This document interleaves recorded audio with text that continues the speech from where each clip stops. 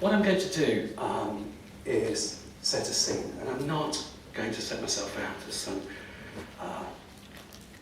something other than what I am, which is somebody that's interested in engagement. And so I thought I would do a sort of a very quick, reflective piece on my own journey with engagement. Technology is going to work.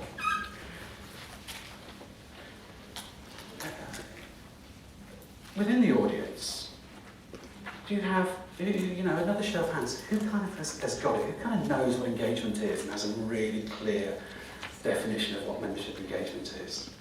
Just a show of hands. Just a show of a hand.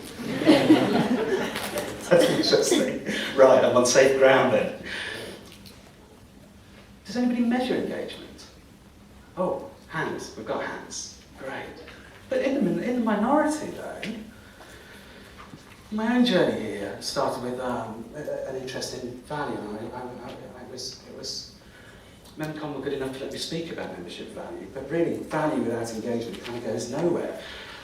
So I started to look at what membership engagement was and found it was a nefarious topic. There are no real definitions. It is what it means. Yet I see, not that I look, but I see jobs for head of membership engagement, director of membership engagement manager. And I scratch my head and sort of wonder what it is. So if I look at engagement, in terms of members, is it an arrangement to meet? Probably not. Is it an agreement to marry? I'm not that committed just yet. Is it a period in time of war? Well, this has been videoed, so I'm not going to say any more about that, but I'm a little bit more liberal. Is it an appointment? Probably not. A pledge? Maybe. An act of interlocking? Maybe not. To occupy the attention and efforts of a person or persons? Possibly. To attract and hold fast. To engage somebody's attention or interest. Well, that's an interesting concept. Or to attract or please. Well, that's something nice to be able to aim for as a membership body, isn't it?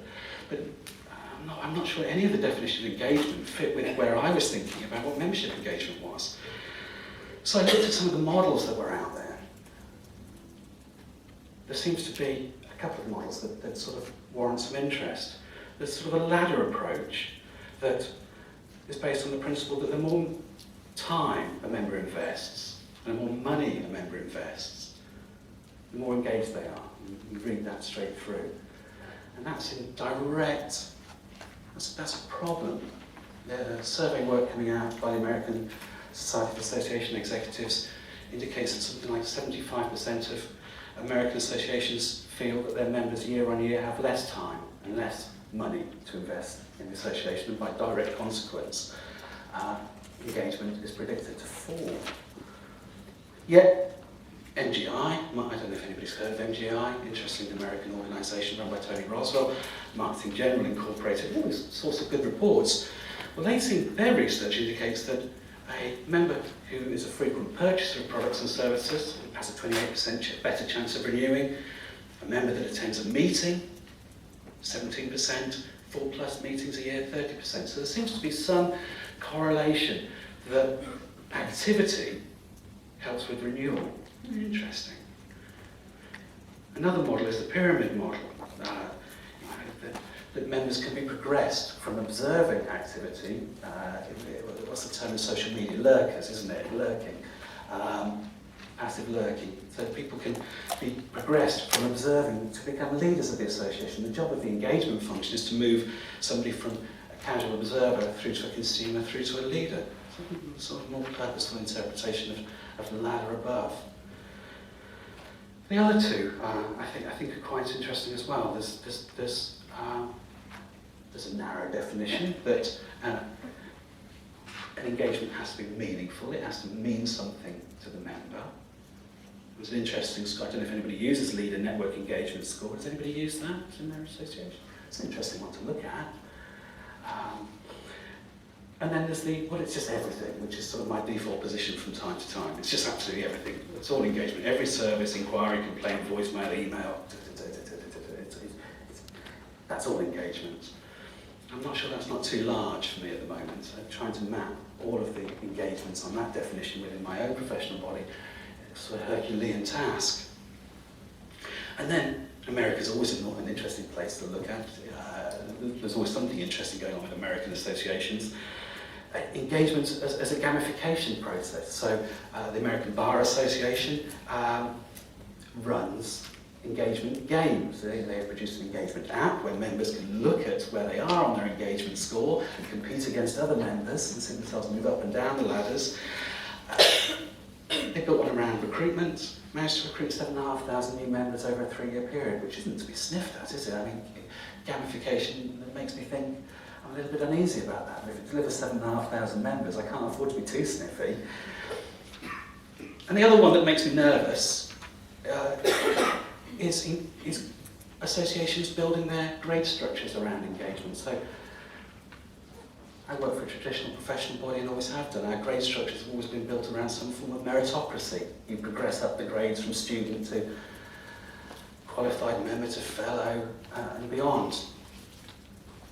The American Graphics Association, professional body, has restructured their whole grade structure around engagement points. It fills me with a little bit of horror, not because I don't think it's exciting, but I think, how do you grade such change? And it's such a juxtaposition to everything I know about grade structures, but it's working for them. Their engagement scores are through the roof.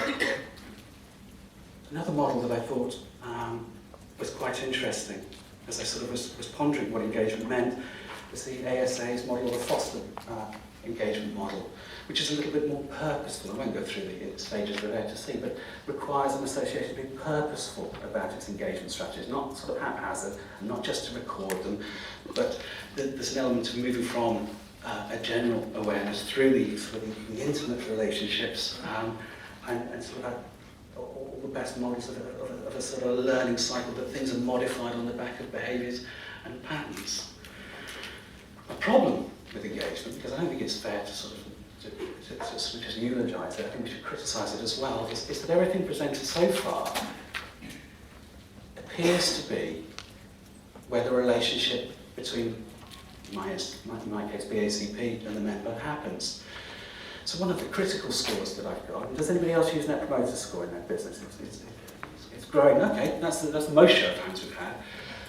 Net Promoter Score, when a member recommends your association to another member, happens outside of any engagement model that we've talked about so far, yet that's my most critical metric at BACP. So how do I start to understand what's happening beyond the direct relationship between BACP and the member when I want to tackle engagement? So there's two engagement scores that I'm quite interested in, and I know Ian and his team are going to present you with a really interesting model later that's sort of a little bit closer to home, but two theoretical ones I've sort of put up on the screen for you here. There's a traditional one on sort of the left that you would measure these interactions or involvement or the touches, and then you try and work out whether members were working for you or not in terms of advocacy, and you would try and measure sentiment, net promoter score, or satisfaction, or value for money, or likelihood, all the value drivers in a professional body. Okay, I'm quite interested in how BACP might do that. I'm looking forward to sort of learning today about how we might incorporate some of everybody else's learning into what we're about to do. But also, there's another interesting individual called Thomas Gruen, and Thomas Gruen says, well, engagement isn't transactional. Engagement's based on three principles: normative, continuance, and effective. So it's based on a member's non-decision to join and to renew. It's just the norm, and you've made it the norm. It's based on a continuance, that member would be disadvantaged by leaving the association. And it's based on an effective, which I think is one of the most challenging, that my problems are the association's problems and the associations are my problems, that there's a real psychological contract between the member and the organisation. And for Gruen, he sees that as engagement, not physical contact. So there's two really interesting models there, very different from each other, but both seem to have some mileage, professional associations that are trying to improve or embark on a journey with engagement. But with all of that, I'm sort of still left scratching my head. I'm sort of interested to know that if my composite engagement score, if I can get to a composite engagement score, goes up 3 percentage points, what does that really mean other than it's gone up by 3 percentage points? Does it mean that my Net Promoter Scores have gone up? Does it mean that my retention has gone up? Does it mean that recruitment's gone up? Is it going to improve? Does a more engaged membership improve retention? I still really, other than the MGI data, this is why I'm quite interested to see the results of other surveys that people are doing and other people's work, and I think it's a cool message that might come out of today's conference, is it should improve some metrics and some important metrics. And I think all of the speakers today will talk about how it's improved metrics, and that's really quite interesting. And really, what's the return on investment for the association? If it invests in improving its engagement score, what's it going to get out of that? And is that the best use of restricted funds? So I don't really need to sort of position myself as other than an interested delegate, an interested party here. I've still got an awful lot to learn. I'm still not overly confident that I understand what the implications are of improving an engagement score. There are a lot of people with an interesting lot of ideas, and there's a lot of speakers here at today's conference that have got their own takes on these questions, might agree with some, might disagree with some others. You know, the thing that fills me with relief is I'm quite glad that there's a conference about it. Because I think it's important. I think it's an overused term, particularly in job adverts and job descriptions. And it's a misunderstood term, or at least it's a misunderstood term by me and my association, and it feels a little bit slippery. So a little bit of clarity by the end of today. When I asked you whether you had a definition of membership engagement, maybe you might leave today with a slightly clearer understanding of what membership engagement is for you. That was my hope for the conference, I think, when I looked at the thing, and sort of my aspiration for this event. So I'm going to get off because I really don't have any of the answers, and I'm going to put on stage people that do have the answers, or at least interpretations of those. I'm building Brian up purposely because he was wicked to me earlier on.